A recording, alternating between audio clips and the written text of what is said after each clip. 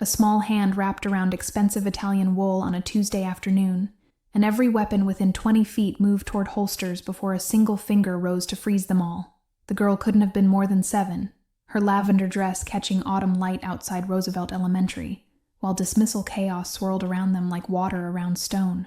Soren's eyes dropped to the small fingers creasing fabric that cost more than most families spent on rent, taking in the chipped polish on tiny nails and the tremor she was trying to hide. The schoolyard sounds seemed to dim as he registered her face, tear-streaked but resolute, chin raised in defiance of every survival instinct screaming at her to run. The suited men flanking him registered the breach of protocol with visible tension, hands hovering near concealed firearms, while parents collecting children pretended not to notice the expensive cars idling at the curb. She didn't wait for permission to speak, words tumbling out in a rush that suggested she'd rehearsed them during the entire walk across the playground. His security detail had protocols for this: unauthorized contact, potential threat assessment, immediate extraction if necessary. But something in the girl's trembling stance froze those protocols mid-execution, her desperation communicating louder than any threat-level classification system his men had been trained to recognize. The renovation project behind them represented 18 months of careful image construction, every press release calculated to position him as community benefactor, rather than the predator most people suspected. Local politicians had posed for photographs, nonprofit directors had praised his civic commitment, and now this child was dismantling that facade with accusations that carried the weight of witnessed truth. Parents were slowing their departure now, cell phones appearing in hands as people calculated whether this moment warranted documentation. His driver shifted position near the vehicle, ready to create barrier between the scene and potential recording devices, but Soren's slight headshake communicated that containment would draw more attention than allowing the encounter to unfold naturally. The girl's lavender dress had a small tear near the hem, recently mended with stitches that didn't quite match the original thread. Details like this told stories that economic reports never captured: the careful maintenance of limited resources, the pride that persisted despite financial constraints, the visible evidence of poverty that America preferred to ignore rather than address. "Your guys came to our building," she said, each word precise despite the quiver in her lower lip. "They were yelling and breaking things, and my sister got scared." The pause stretched long enough for a school bell to ring in the distance, for a teacher to call out about forgotten backpacks. Her voice carried despite its smallness, cutting through the afternoon air with accusation that made 2 of his men exchange uncomfortable glances. "She ran away and she can't talk and nobody can find her, and it's because of your men." The renovation trucks parked along the street suddenly felt like evidence at a crime scene, their presence now carrying weight that hadn't existed moments before. Soren's expression remained unchanged, but something shifted in the air around him, a subtle recalibration that his security detail recognized immediately as the moment before decisions became irreversible. He lowered himself to one knee on the concrete sidewalk, bringing his face level with hers while ignoring the dirt that would ruin the pressed line of his trousers. Up close, he could see the lavender fabric was worn thin at the seams, see the way her small chest heaved with fear she was converting into courage. The school behind them represented millions in donations he'd funneled through legitimate channels, every dollar calculated to transform his reputation from predator to philanthropist in public perception. Teachers knew his name as a benefactor. Administrators praised his commitment to education. Local news had photographed him turning the first shovel of dirt for the new gymnasium. Now this child was tearing down that carefully constructed facade with nothing but truth and a handful of expensive fabric. "What's your sister's name?" His voice emerged quiet enough that she had to lean forward slightly to hear, quiet enough that the bodyguards couldn't catch the words. The question seemed to surprise her, as if she'd expected denial or dismissal, or the kind of adult deflection that children learn to recognize early. Her grip loosened fractionally on his jacket. The name emerged as barely more than a whisper, carrying weight that spoke of years protecting someone more vulnerable than herself. "She's 12, but she doesn't talk, and loud noises make her hide." Her eyes searched his face for something. Belief, perhaps, or the kind of recognition that confirms you've been heard rather than simply listened to. Soren's jaw tightened almost imperceptibly, a micro-expression that his driver caught and cataloged from 15 feet away. 2 days ago, he'd sent 3 collectors to handle a delinquent tenant in a building 4 blocks from here, a building currently under renovation as part of his expansion into legitimate real estate holdings. The irony tasted like copper. He was trying to clean up neighborhoods while his own people were terrorizing the residents he claimed to protect. The girl's hand finally released his jacket, leaving tiny wrinkles in the perfect fabric that would require professional pressing. She stepped back exactly 1 pace, maintaining eye contact in a way that most adults in his sphere couldn't manage without flinching. He recognized the body language of someone preparing to run, while simultaneously refusing to show fear. The particular tension that comes from knowing you've crossed a line, but believing the cause justified the risk. Behind her, the school parking lot was emptying as the last buses pulled away with diesel rumbles and squealing brakes. A teacher paused near the entrance, watching their interaction with obvious concern, but uncertain whether to intervene when expensive suits and luxury vehicles suggested complications beyond her pay grade. Movement at the periphery caught his attention. A woman in faded scrubs running across the playground, with the kind of panic that transcends exhaustion. Her features carried the hollowed-out look of someone who'd missed too many meals to afford groceries, who'd worked double shifts until the body protested, but the bills demanded more. Bryn's hands reached for her daughter before words could form, pulling Fern back with a grip that bordered on painful in its desperation. Apologies tumbled from her lips in fragmented bursts, each one landing like a plea for mercy that she didn't expect to receive but couldn't stop herself from offering. The medical scrubs she wore carried institutional smell of disinfectant and long shifts, the fabric worn thin at stress points where repeated washing had broken down fibers. Her name tag was slightly crooked, pinned hastily during what had probably been frantic preparation for a shift that would now be missed, because crisis didn't respect employment schedules or the consequences of unexcused absences. Soren's men had already run preliminary identification through systems that most civilians didn't know existed. No outstanding warrants, no criminal history, employment records showing pattern of reliability, interrupted only by documented family emergencies. The data painted picture of someone struggling within legal boundaries, someone who followed rules even when rules didn't protect her. The permission slip in her hand was for a field trip that had happened 2 weeks ago, kept perhaps as proof of normal life continuing despite chaos. Schools generated endless paperwork that poor families collected like talismans. Vaccination records, emergency contact forms, free lunch applications, each document representing another bureaucratic hurdle cleared in the exhausting marathon of raising children while poor. Fern had positioned herself partially in front of her mother, despite being pulled backward, small body instinctively creating shield, even though logic suggested a 7-year-old couldn't protect an adult from men with guns. The gesture spoke to family dynamics forged in crisis, where traditional parent-child hierarchies had been complicated by shared survival requirements. Soren rose to his full height in a single fluid motion, his shadow falling across both of them as the afternoon sun shifted position. He watched the mother position herself between him and the child, watched the way her body trembled while her stance remained protective and absolute. "I'm sorry, I'm so sorry, she didn't mean..." The words dissolved into something close to hyperventilation, fear overriding the careful control that Bryn had clearly been maintaining until this moment. Her scrubs bore the logo of a medical facility on the east side, the kind of place that paid minimum wage for maximum exposure to human suffering. Recognition flashed across his face with the precision of tumblers clicking into place within a lock. The address was visible on a school permission slip, clutched in her shaking hand. The same building where his collectors operated with the casual brutality that came from knowing no one would complain. "Your daughter says someone is missing." His voice carried no inflection, no judgment, just the flat statement of fact that he used in negotiations, where every word held potential consequences. The mother's eyes widened, darting between his face and the men flanking him with obvious calculation about which direction offered the best escape route. Bryn's throat worked soundlessly for 3 full seconds before words emerged. "My older daughter, she has special needs. She can't speak. And when your men came..." The sentence fractured under the weight of what she was admitting, the dangerous truth that she was accusing him directly of responsibility. When was this? The question came sharp and immediate, cutting through her spiral of panic with the kind of authority that demanded answers rather than excuses. His phone was already in his hand, thumb hovering over a contact that would mobilize resources most people didn't know existed. Yesterday afternoon, they came for Mr. Herrera in 3B. They were shouting about money, breaking his door. Bryn's words came faster now, as if speed could somehow protect her from the vulnerability of confession.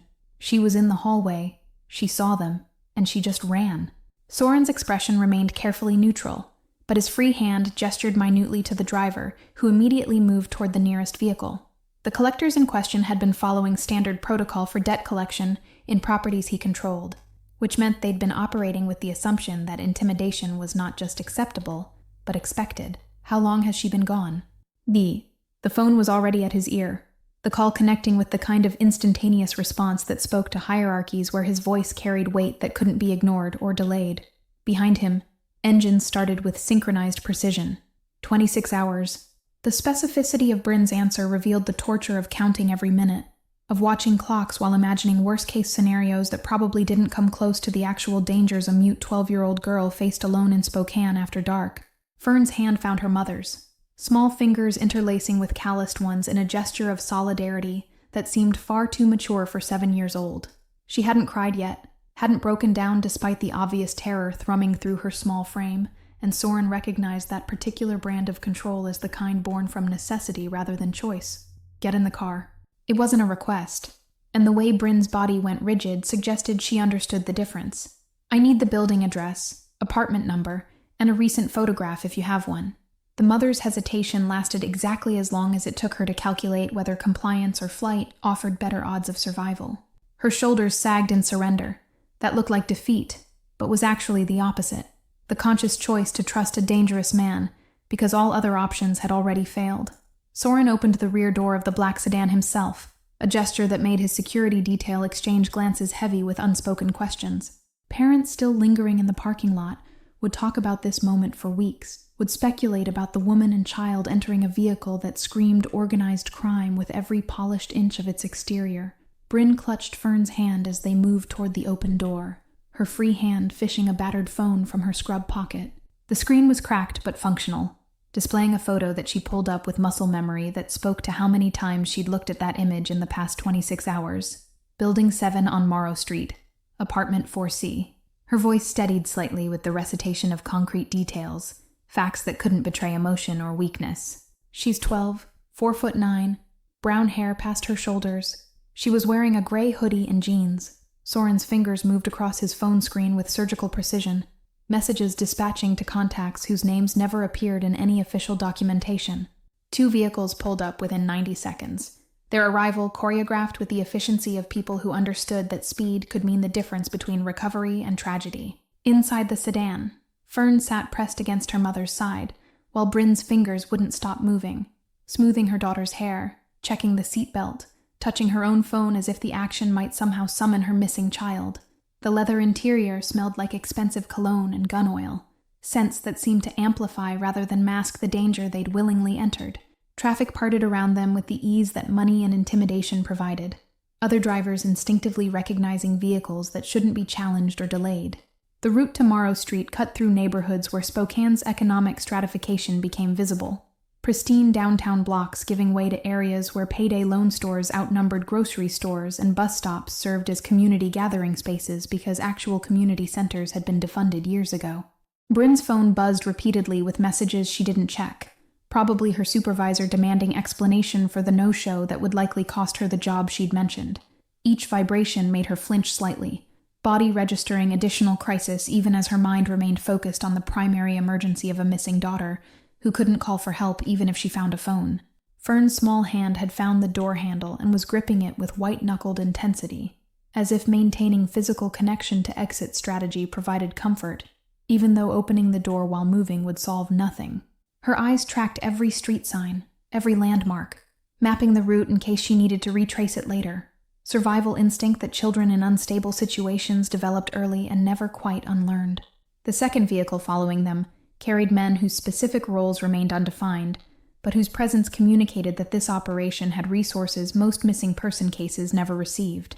Police wouldn't mobilize this quickly, wouldn't dedicate this many personnel, wouldn't treat a missing 12-year-old from a low-income building as priority worth immediate action, but Soren's organization operated outside bureaucratic constraints that made official systems slow and often useless. Soren slid into the front passenger seat, his driver already pulling away from the curb before the door fully closed. Through the rearview mirror, he watched the mother's face cycle through expressions that she was trying desperately to control, hope warring with terror, gratitude battling suspicion. The men who came to your building, describe them.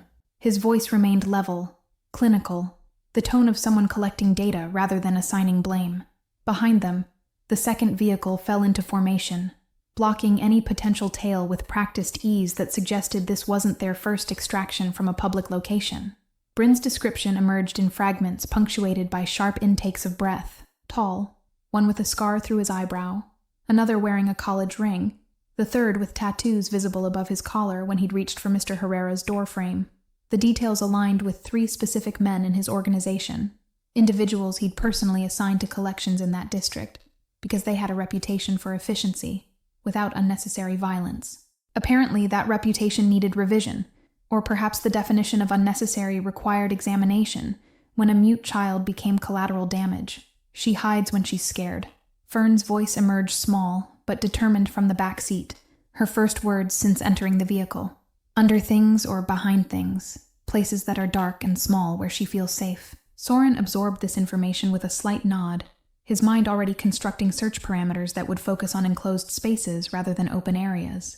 Most missing person protocols started with parks and streets, public places where lost children might wander seeking help, but a child who couldn't speak and feared loud noises would follow different patterns entirely. The driver navigated Spokane's streets with the confidence of someone who knew every alley and shortcut, who understood traffic patterns in a way that transcended legal driving. They covered 4 blocks in less than 3 minutes, pulling up outside a building that desperately needed the renovation Soren had promised when he acquired the property 6 months ago. Scaffolding wrapped the exterior like a cage, renovation materials stacked under tarps that flapped in the afternoon breeze. The building housed 42 units, most occupied by families who paid rent in cash and asked no questions about the ownership structure that kept their housing technically affordable. Before the car fully stopped, Soren's phone illuminated with incoming messages, coordinates, search grid assignments, personnel deployment confirmations. His organization moved with the precision of military operations, because many of them had military backgrounds, skills repurposed from government service into private enterprise that operated outside legal constraints. Stay in the vehicle until I signal otherwise. He directed this at Bryn without turning around, his hand already on the door handle. The mother started to protest, maternal instinct overriding self-preservation, but Fern's small hand on her arm created pause enough for reason to intervene. Men emerged from the second vehicle, fanning out with practiced efficiency that transformed the street into a search grid within seconds. They moved without obvious weapons, but every resident watching from windows understood the implicit threat in their coordinated movements, their silent communication, their absolute focus. Soren approached the building entrance where a third vehicle had already disgorged 2 more of his people, one carrying equipment that looked like construction tools, but served purposes that had nothing to do with renovation. The super appeared in the doorway, recognition and fear competing for dominance across his weathered features. Building sweep. Every storage unit, maintenance closet, crawl space, and access point. The orders came quiet but absolute, the kind of directive that allowed no room for interpretation or delay. She's 12, mute, traumatized, hiding. She won't respond to voices, won't come when called. One of his men nodded, already moving toward the basement access with bolt cutters that would make short work of any locks. Another headed for the roof, understanding that vertical spaces often provided the kind of isolation a frightened child might seek. Bryn had ignored his directive to stay put, emerging from the sedan with Fern attached to her side like a small shadow in lavender. He should have anticipated this. Maternal desperation overrode even the most obvious danger, and she'd already demonstrated willingness to risk everything by approaching him at the school. 4th floor?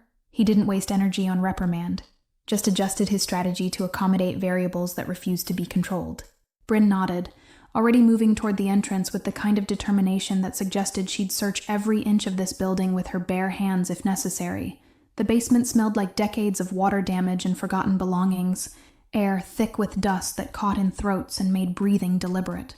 Soren's men moved through the corridors with flashlights that cut geometric patterns through darkness, methodically checking each storage cage while residents peered from doorways with the wariness of people accustomed to authority meaning trouble.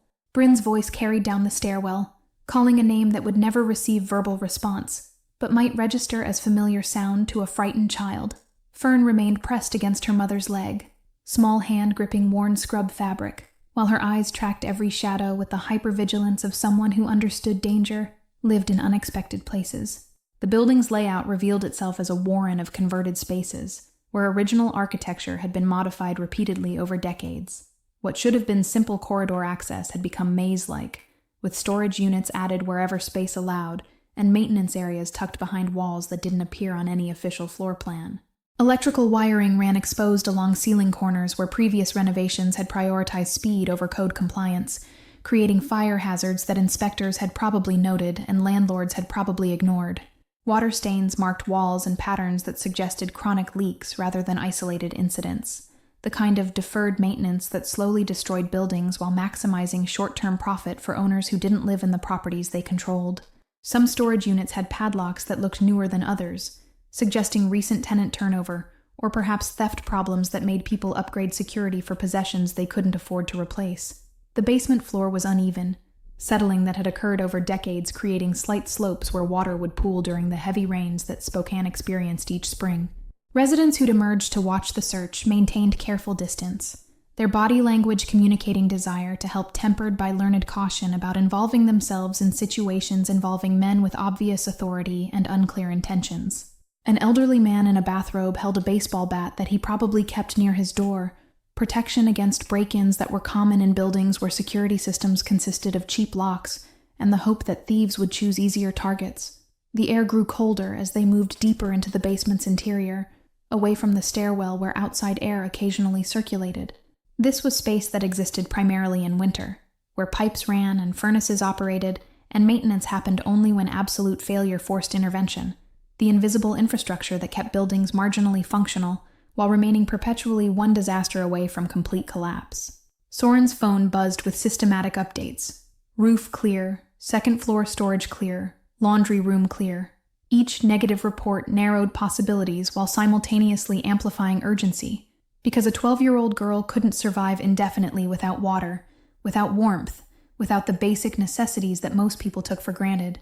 The man with bolt cutters paused outside a storage unit at the corridor's end, one marked with a faded number that barely remained legible through layers of institutional paint.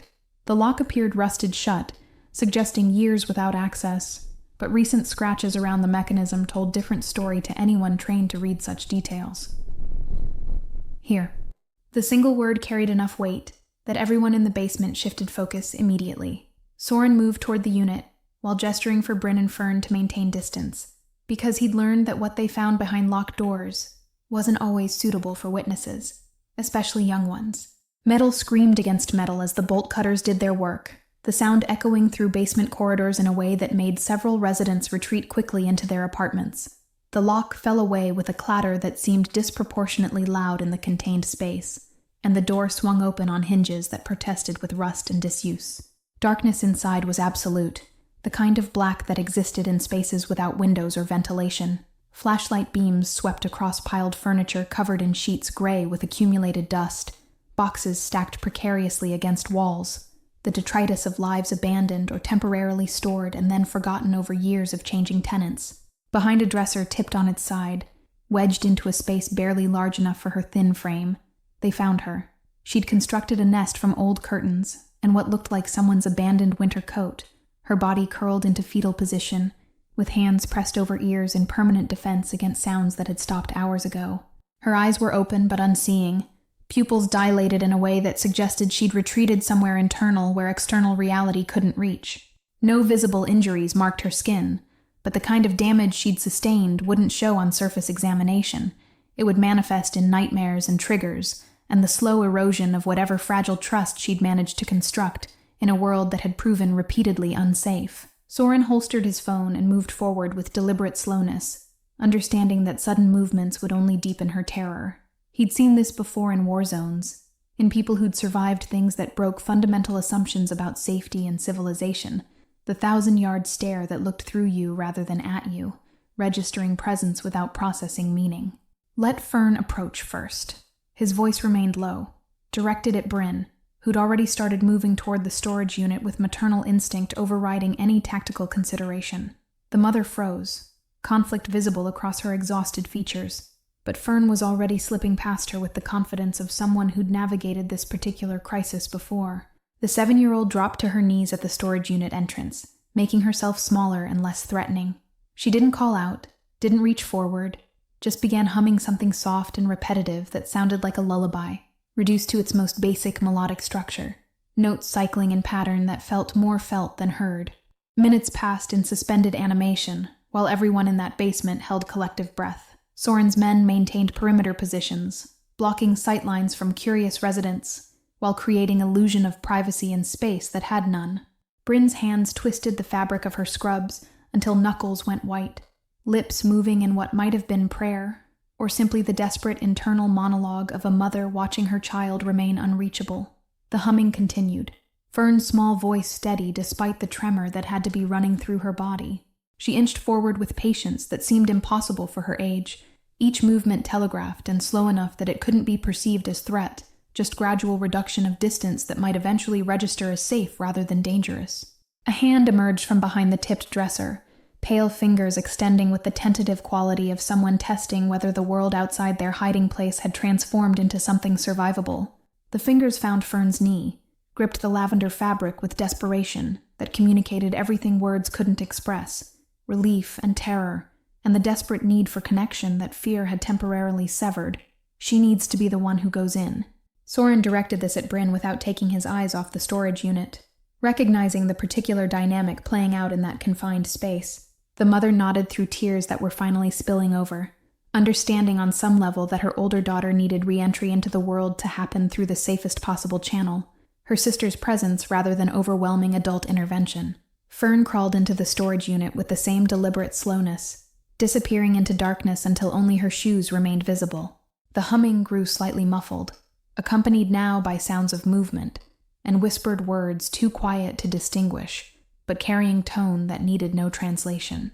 Reassurance, comfort, the specific language that existed between siblings who'd survived things together that created bonds deeper than blood alone could forge. Time stretched in the way it does during crisis, seconds feeling like hours, while everyone waited for signs that connection was being reestablished.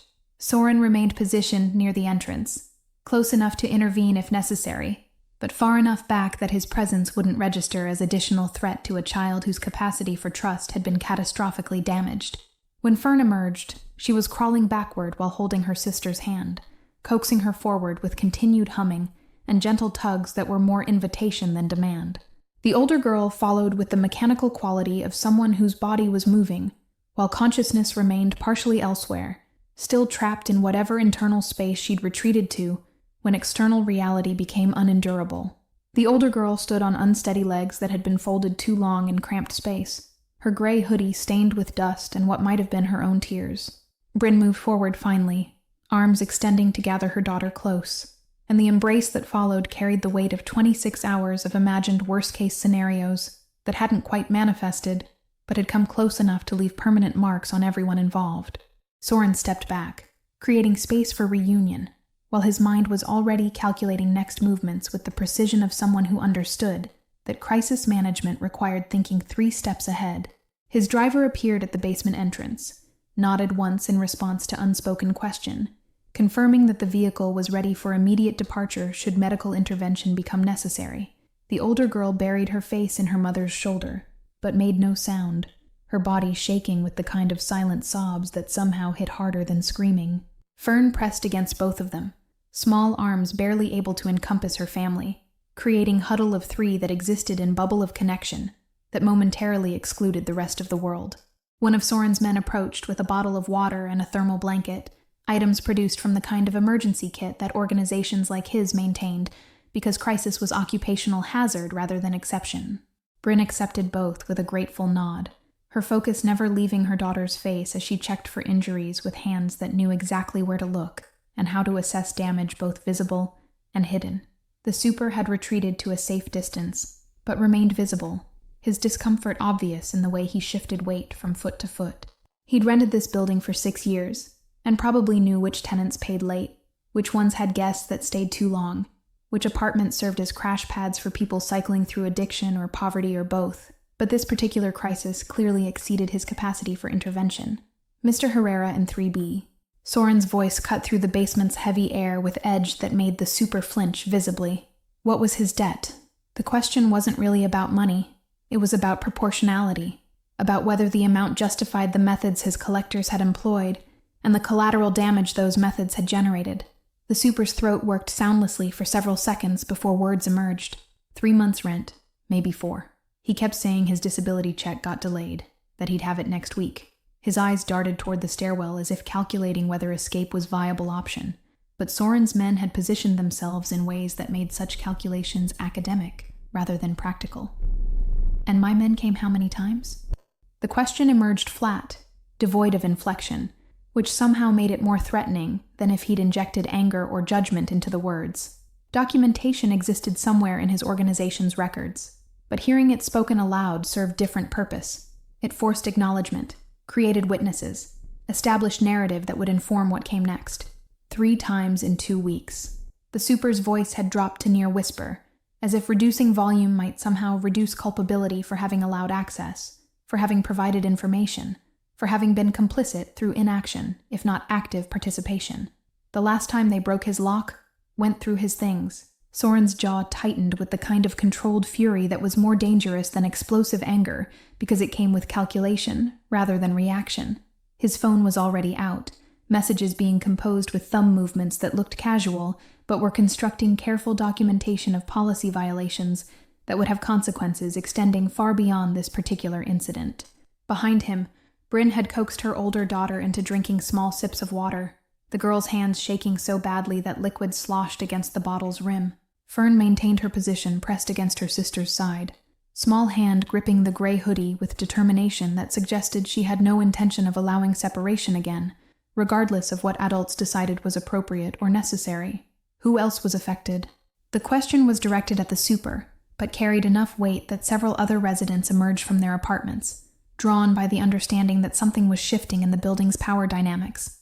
An elderly woman in a housecoat, a young man with a baby on his hip, a teenage girl who looked like she'd been crying.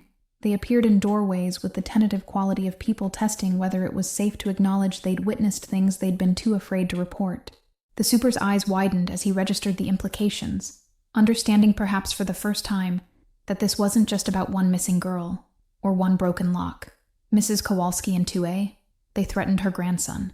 The Nguyens on 5, they went through their apartment when nobody was home. Each admission came harder than the last, as if speaking truth aloud made him complicit in ways that silence had allowed him to avoid. Soren absorbed this information with visible effort at control, his free hand curling into fist before deliberately relaxing.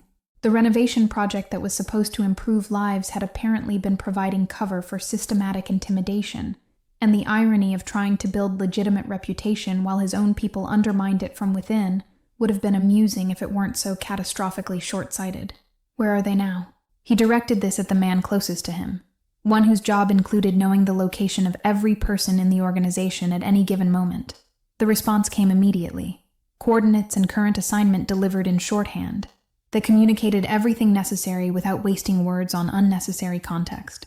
The 3 collectors were currently handling another matter across town, unaware that their previous work was unraveling in ways that would fundamentally alter their employment status. Soren's next message went to someone whose title didn't exist in any official documentation, but whose function was unmistakable. He made problems disappear, sometimes through relocation, sometimes through reassignment, occasionally through methods that required no subsequent explanation. Get them to the warehouse on Trent Avenue. The words carried finality that made even his own men shift uncomfortably. Because warehouse meetings didn't happen for performance reviews or policy clarification, they happened when someone had crossed lines that required the kind of correction that left permanent impressions. I'll be there in 2 hours. Bryn had been listening despite her focus remaining primarily on her daughters, and something in her expression shifted when she heard the destination and time frame. She understood enough about how power operated in Spokane's shadows to know that warehouse meetings didn't end with handshakes and promises to do better next time. They ended with restructuring that was sometimes literal as well as metaphorical. They didn't know.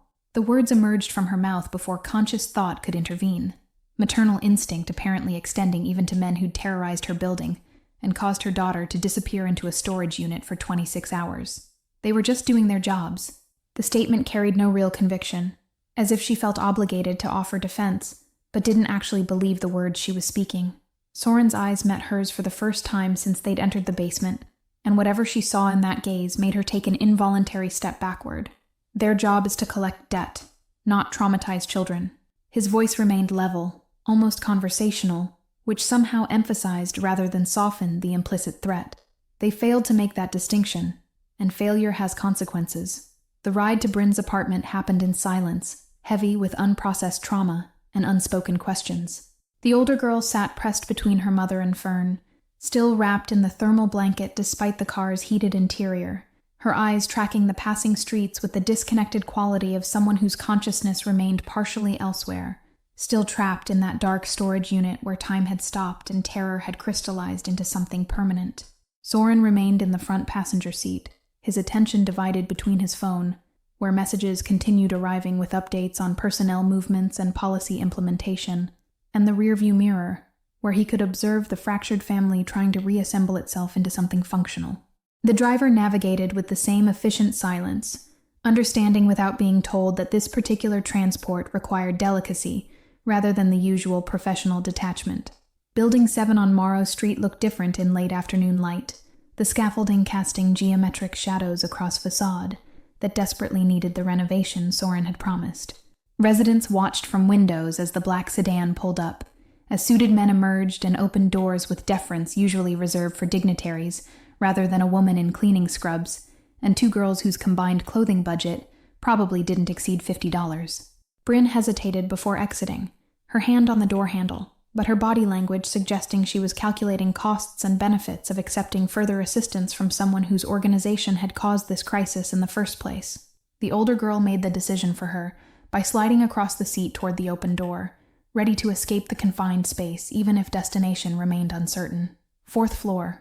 Soren's voice carried no inflection, just statement of fact that required no response. He was already moving toward the building entrance, and his men fell into formation that somehow managed to appear protective rather than threatening, despite the obvious implications of their coordinated movements and the way their jackets hung heavy with concealed weight.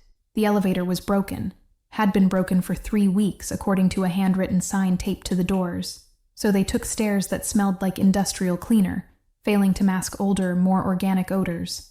Bryn carried Fern, while the older girl climbed with mechanical precision, one hand trailing along the wall as if physical connection to solid surface was necessary to maintain orientation in space that felt increasingly surreal.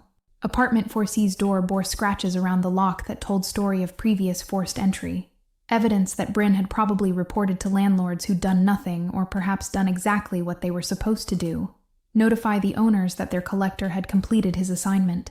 The key turned in mechanism that needed replacement, and they entered space that was small and tidy in the way that poverty demanded, because disorder was a luxury that people without resources couldn't afford. 2 bedrooms branched off a main living area, where a couch that had seen better decades faced a television that probably predated flat screens. The kitchen was narrow enough that one person working there created traffic jam, but everything was clean.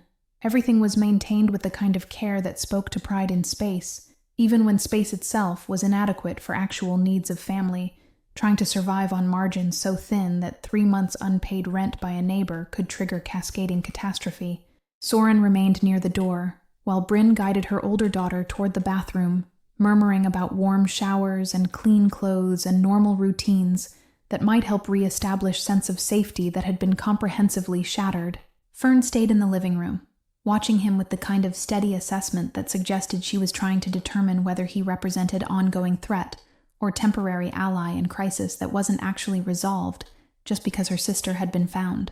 "You can sit." She gestured toward the couch with authority that seemed borrowed from adult interaction she'd observed, as if playing host might create structure in situation that had none.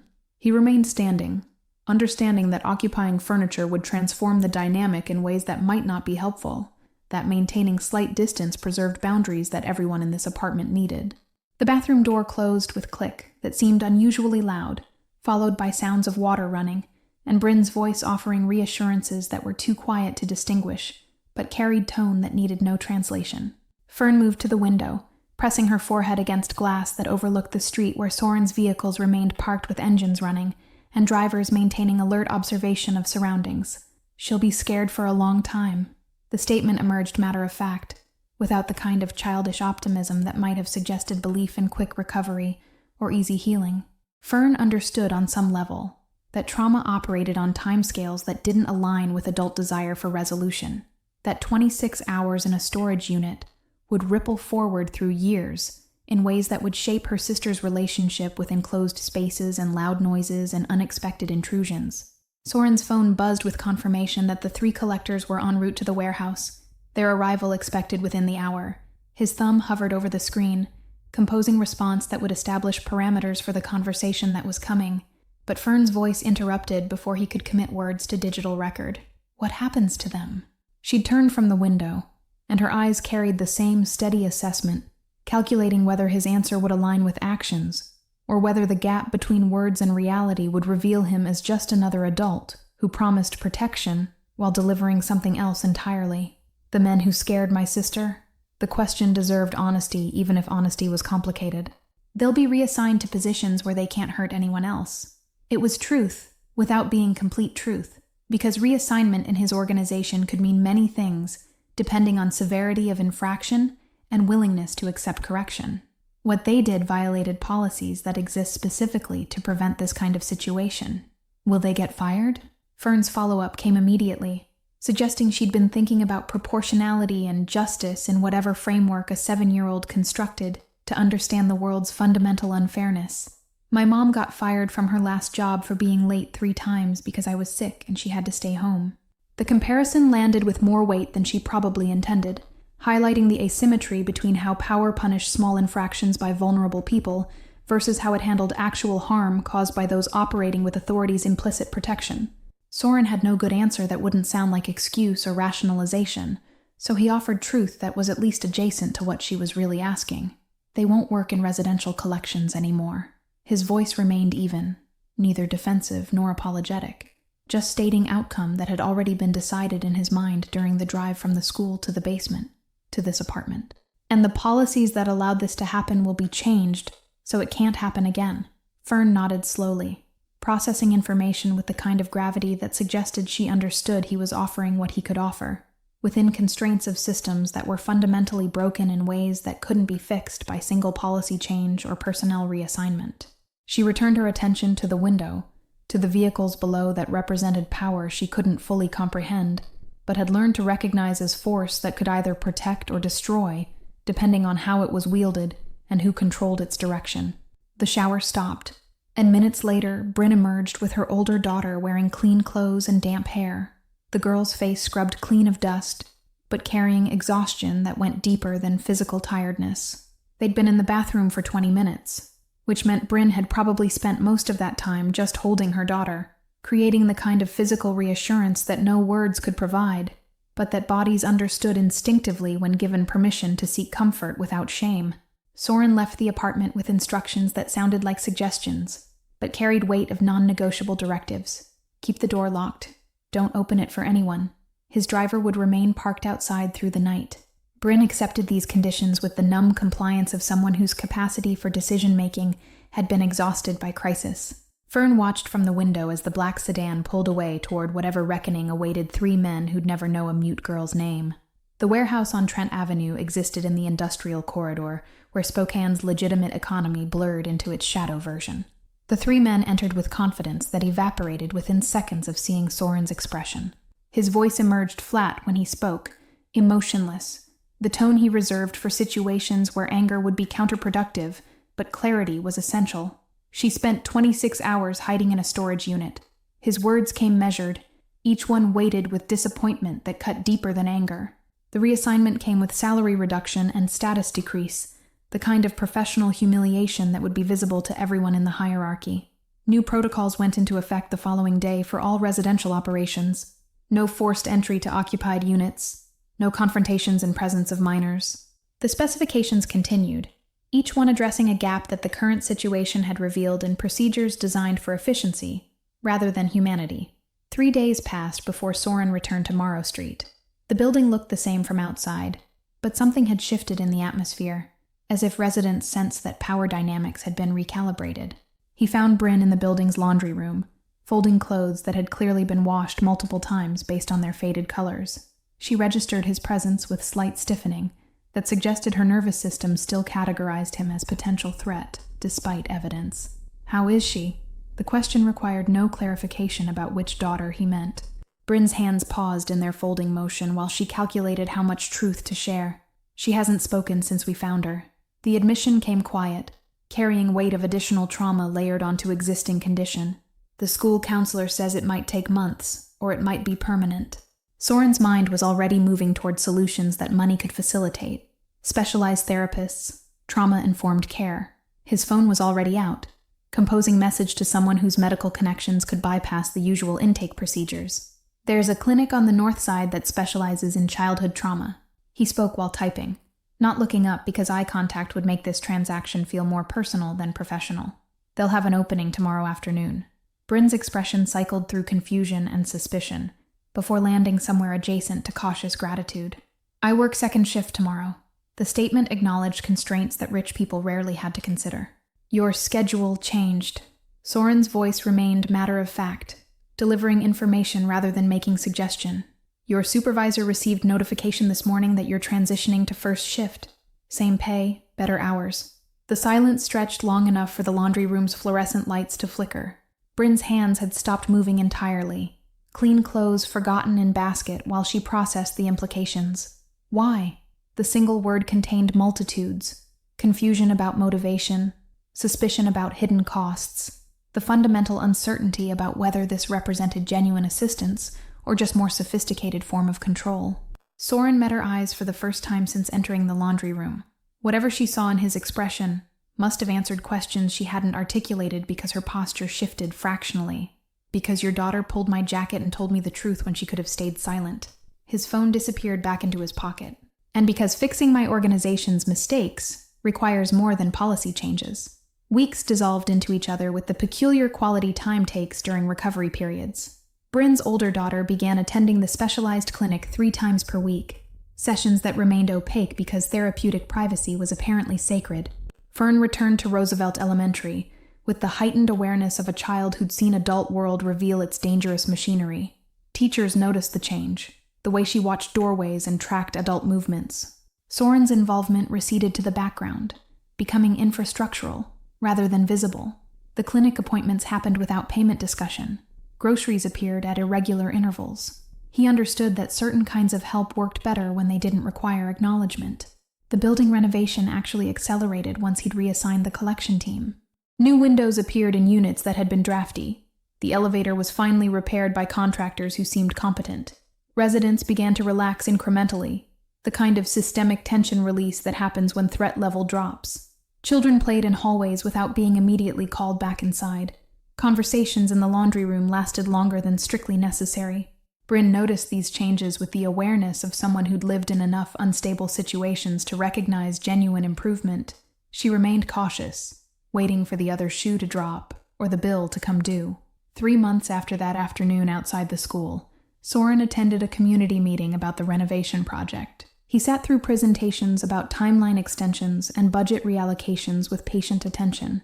Bryn was there with both daughters, seated in the back row where she could exit quickly if necessary. Fern sat between her mother and sister, small hands holding theirs in configuration that created circuit of connection. The older girl's therapist had reported cautious progress. She was eating more regularly, sleeping without nightmares most nights. The verbal communication hadn't returned, but she'd started using sign language taught during therapy sessions. When the meeting concluded, residents dispersed with the shuffling efficiency of people who had other obligations waiting. Soren remained, answering specific questions from elderly residents about accessibility improvements. Fern approached him with the same directness that had characterized their first interaction. She stopped at respectful distance, waiting for him to finish conversation with Mrs. Kowalski before speaking. My sister wanted me to give you something. She extended a folded piece of paper, construction paper, and markers, and the slightly crooked enthusiasm of a child who'd worked hard. She made it in art therapy. Soren accepted the paper with the seriousness it deserved. The image showed a figure in a suit standing next to 2 smaller figures who were holding hands. Above them, drawn in careful letters that had probably taken significant time, were 2 words, "Thank you." The drawing shouldn't have carried the emotional weight it did, but something about the care evident in its creation communicated value that transcended the physical paper. Tell her it's perfect. His voice came rougher than intended, betraying emotion he hadn't quite expected to feel. Tell her I'm keeping it somewhere important. Bryn had approached during this exchange, standing slightly behind Fern with protective positioning. Her expression was unreadable in the community center's fluorescent lighting, but something in her posture suggested she was calculating whether to speak. You didn't have to do all this. The words emerged quiet but firm, acknowledging the infrastructure of help that had materialized around her family. The therapy alone costs more than I make in 3 months. Soren's hands carefully refolded the drawing, tucking it into his inside jacket pocket. I didn't do it for gratitude. The statement wasn't rejection of her acknowledgement so much as clarification of motivation. Then why? Bryn's question echoed her daughter's from months ago. Her eyes searched his face for clues about hidden costs or deferred bills. The answer required honesty that he rarely deployed outside his inner circle. Because your daughter had the courage to tell me the truth when most adults wouldn't. His voice remained level but carried weight. The community center was emptying around them, janitors beginning cleanup routines. Fern had wandered over to examine the bulletin board, giving adults space for conversation that her presence might complicate. Bryn's expression shifted through several configurations before settling into something that wasn't quite acceptance, but was at least recognition. My daughters talk about you like you're some kind of guardian angel who just happens to wear expensive suits. I'm not anyone's angel. The correction came firm but not harsh. I'm someone trying to build legitimate enterprises on foundation of illegitimate practices, and that transition requires demonstrating that my organization can operate without destroying communities. 6 months after a 7-year-old girl grabbed expensive fabric outside Roosevelt Elementary, the building renovation reached completion with understated ceremony. The scaffolding came down section by section, revealing facade that had been cleaned and repaired. Soren attended the final walkthrough with his property manager and contractor. His attention to specifics surprised both professionals accompanying him, as if they'd expected perfunctory approval rather than genuine interest. The school year was ending at Roosevelt Elementary, with usual chaos of field day activities and award ceremonies. Fern had thrived in ways that would have seemed improbable 6 months ago. Her older sister's progress had been less linear, but still evident. She'd returned to school part-time. She was using sign language with increasing fluency. She'd begun sleeping in her own bed. Bryn had been promoted at work, her reliability finally recognized through title change and salary increase. She'd started taking evening classes at the community college, pursuing certification that would eventually qualify her for better positions. The community college courses met twice weekly in buildings that smelled like industrial carpet cleaner, and filtered coffee from vending machines that charged $3 for beverages that tasted like liquefied cardboard. Her classmates were mostly other women balancing children and jobs, and the desperate hope that education might provide ladder-out-of-service industry wages that never quite covered monthly expenses, even when tips were good. Her notebook for the certification program was filled with careful handwriting, notes taken during lectures when exhaustion made concentration difficult, but determination made quitting impossible. The instructors had noticed her attendance record, perfect despite the juggling act her life required, and one had mentioned scholarship opportunities that might cover advanced coursework if her grades remained consistent through the semester. Fern had started helping with dinner preparation, on nights when Bryn had class, following recipes written in large print and taped to the refrigerator. The older sister would sit at the kitchen table doing homework that came from her special education program, occasionally looking up to sign suggestions about seasoning or cooking times, her contributions growing more confident as weeks passed, and kitchen fires remained hypothetical rather than actual. The apartment had accumulated small improvements that Bryn purchased with discretionary income that finally existed after months of having none. A shower curtain without mildew stains, kitchen towels that matched instead of being random remnants, a small bookshelf assembled from discount store furniture that held library books they were actually reading instead of returning unread, because surviva. Elle consumed all available energy. The changes weren't dramatic in the way that movies depicted transformation. Instead, they were incremental improvements that accumulated into something resembling solid ground beneath feet that had been scrambling for purchase. Soren's involvement had faded to background infrastructure. He wasn't present for the small victories, but his absence from these moments was itself a kind of gift. The elementary school scheduled its end-of-year assembly in the newly renovated gymnasium. Parents filled bleachers that didn't wobble, watching children receive certificates for perfect attendance and improved reading levels. Fern's name was called for an award that recognized kindness and courage. She walked across the gym floor in a new lavender dress, while Bryn watched with tears streaming down her face. Soren stood at the back of the gymnasium, positioned where he could observe without being observed. He'd received invitation to the ceremony as one of the donors whose contributions had made the renovation possible. The ceremony continued with comfortable rhythm of school events everywhere. When it concluded, families dispersed toward summer with particular relief that comes from surviving another academic year. Fern found him anyway, navigating through the crowd with determination. She'd grown taller in 6 months, face losing some of the baby roundness while gaining angular definition. She didn't speak immediately, just stood in front of him holding the certificate she'd received. Behind her, Bryn and her older daughter were making their way through the crowd. You came. The observation carried weight beyond its simple words. She understood on some level that he hadn't needed to attend, that his contribution had been financial rather than personal. Soren's expression shifted into something that might have been a smile if he'd allowed it to fully form. You earned it. The statement acknowledged both her award and the broader courage she'd demonstrated 6 months ago. Bryn reached them then, her older daughter's hand clasped firmly in her own. The four of them stood in configuration that would have looked unremarkable to casual observers. Thank you for coming. Bryn's voice carried specific warmth of someone who'd moved from suspicion through cautious acceptance. It means something to her that you're here. The older daughter produced a photograph from her pocket, one taken during the ceremony. She offered it to Soren with the same careful attention that had characterized the drawing. Soren accepted the photograph with the same seriousness. I'll keep this safe. The promise was simple but absolute. Another item for the desk drawer. The families were streaming out now, Summer calling them forward. Fern hugged her mother, then her sister, then turned back to Soren with a evaluative look. Will we see you again? The question came with her signature directness. Behind her, Bryn's expression suggested she wanted the same answer, but hadn't allowed herself to ask. When it matters. The words were careful but truthful. When you need help that your mother can't provide and the regular systems won't work, I'll be reachable. Fern nodded with satisfaction. The gymnasium was nearly empty now, just janitors beginning the work of dismantling the assembly setup. Soren moved toward the exit with deliberate pace. At the doorway, he paused to look back at the family standing in the center of the polished floor. Thank you all for following this story. If you're still here, write in the comments where you're watching from. And don't forget to like, subscribe, and share this video. Your support means everything,